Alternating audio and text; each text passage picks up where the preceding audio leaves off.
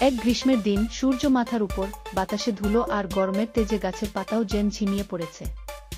এমন এক দিনে পিপীলিকা দল কষ্ট করে একটার পর একটা খাদ্য সংগ্রহ করে নিয়ে যাচ্ছে নিজের বাসার দিকে। তাদের পা পুড়ে যাচ্ছে, কাঁধে ভারী খাবারের বোঝা, তবুও তারা থেমে নেই। কারণ তারা জানে এই গ্রীষ্মেই সঞ্চয় করতে হবে, নইলে শীতে না খেয়ে থাকতে হবে। অন্যদিকে এক গাছের পাতায় ফড়িং বসে বসে বাঁশি বাজাচ্ছে। সে সূর্যের আলো উষ্ণতা নিচ্ছে, পাখিদের সাথে গান গাইছে, আর মাঝে মাঝে পিপীলিকাদের দেখে হেসে বলছে, আহা, এত গরমে কাজ করছো কেন? একটু আরাম করো, গ্রীষ্ম তো উপভোগ করার সময়।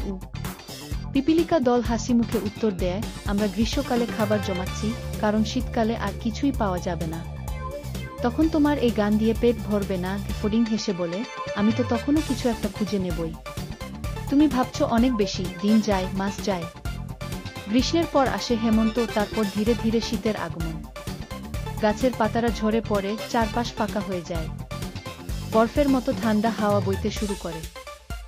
মাটির নিচে পিপীলিকারা নিজেদের গর্তে আরাম করে থাকে, গরমে মোড়ানো বাসায় বসে তারা সঞ্চিত খাদ্য খায় আর গান গায়। এদিকে ফড়িং আর খুঁজে পায় না খাবার। মাঠ খালি, গাছেও কিছু নেই, শীতল হাওয়ায় তার ডানা জমে গেছে। ঠান্ডায় কাঁপতে কাঁপতে সে একটা গাছের গোড়ায় বসে পড়ে। হঠাৎ সে পিপীলিকাদের গর্তের কাছে এসে দরজায় টোকা দেয়। একটি পিপীলিকা বাইরে এসে দেখে ফড়িং কাঁপছে, দুর্বল আর ক্ষুধার্ত। কি হয়েছে ফড়িং ভাই, তোমার বাঁশি কোথায়? প্রশ্ন করে পিপীলিকা। লজ্জিত ফড়িং মাথা নিচু করে বলে, আমি তোমাদের কথা শুনিনি। গ্রীষ্মে শুধু খেলাধুলায় মগ্ন ছিলাম, এখন আর কিছুই নেই। একটু খাবার পাবে কি? পিপীলিকা কিছুক্ষণ চুপ করে থেকে বলে, এইবার তোমাকে সাহায্য করব, কিন্তু পরের বার মনে রেখো, আজকের পরিশ্রমই আগামীকালের নিরাপত্তা। ফড়িং মাথা নাড়ে এবং শপথ করে পরের গ্রীষ্ম থেকে সেও সঞ্চয় করবে।